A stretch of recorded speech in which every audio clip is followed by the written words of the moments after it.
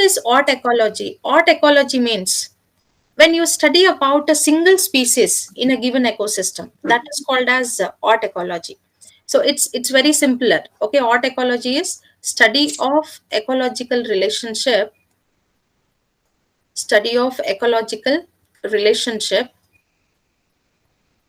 of single species. See, we are not complicating here by taking multiple species, only single species relationship with a given habitat or with a given ecosystem. So that is called as art ecology. Then what about syn ecology? Syn ecology is a study of group of species. It is the study of group of species. Group of species which are living together. When they are living together, we call it as a community. Okay,